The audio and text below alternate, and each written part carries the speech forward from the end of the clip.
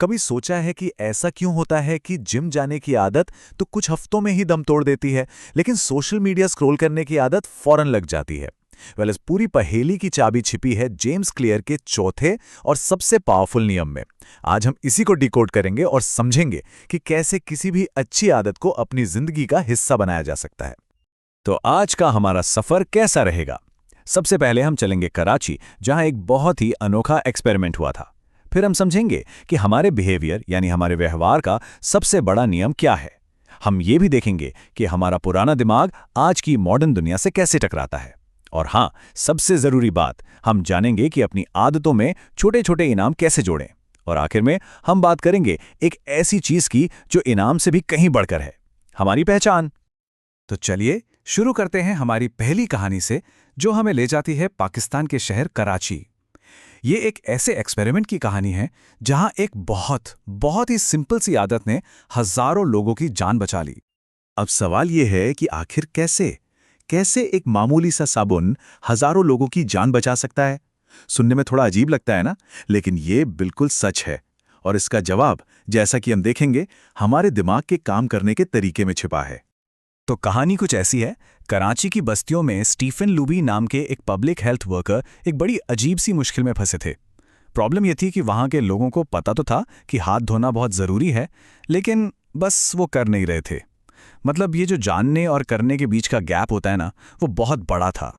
अब लोबी को ये बात समझ आ गई थी कि प्रॉब्लम जानकारी की कमी नहीं है, लोगों को और लेक्चर देने से कुछ नहीं होने वाला। तो फिर सोल्यूशन क्या था? सोल्यूशन था एक बेहतर साबुन। हाँ, सुनने में थोड़ा अटपटा लग सकता है, पर इस पूरी पहेली का जवाब यही था। तो हुआ ये कि लूबी ने प्रॉक्टर एंड गैम्बल के साथ मिलकर लोगों को सेफगार्ड सौंप दिया। अब इस साबुन की खास बात क्या थी? पहली, इसमें झाग बहुत अच्छा बनता था। दूसरी, इसकी खुशबू बहुत अच्छी थी। कुल मिलाकर इसने हाथ धोने जैसे एक बोरिंग काम को एक मजेदार, एक एंजॉय करने वाले एक्सपीरियंस में बदल दिया।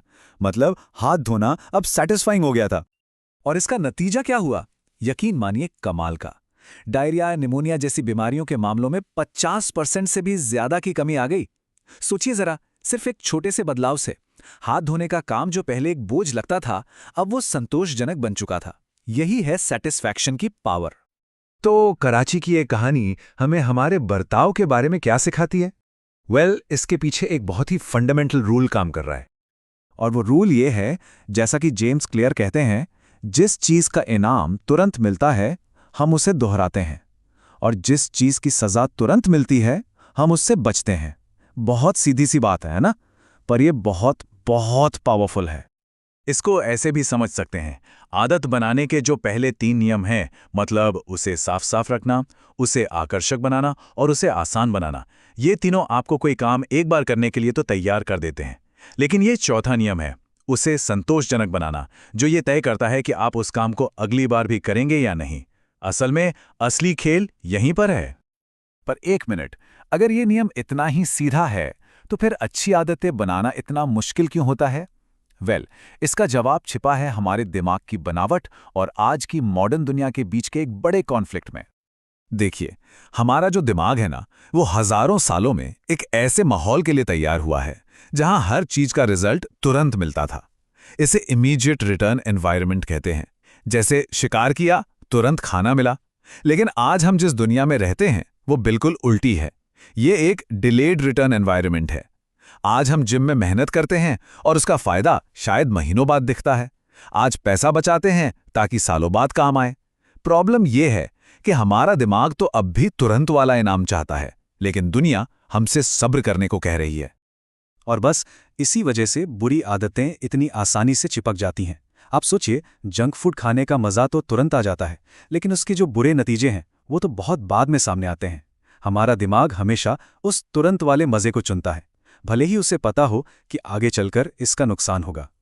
तो अब बड़ा सवाल यह है कि क्या करें?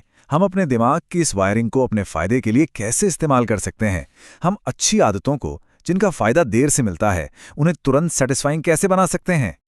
इसका जवाब है एक सिंपल सी टेक्निक में, जिसे कहते हैं रीइंफोर्समेंट। इसका मतलब बस इतना है कि जब भी आप कोई अच्छी आदत पूरी करें, तो फौरन खुद को एक छोटा सा रिवॉर्ड दें। इससे आपके दिमाग को एक सिग्नल मिलता है कि अरे वाह, ये तो अच्छा था, चलो इसे दोबारा करते हैं। चलो इसे एक एग्जाम्पल से समझते हैं। मान लीजिए पैसे बचाने की आदत डालनी है। अब आदत यह है कि बाहर महंगा खाना नहीं खाना है।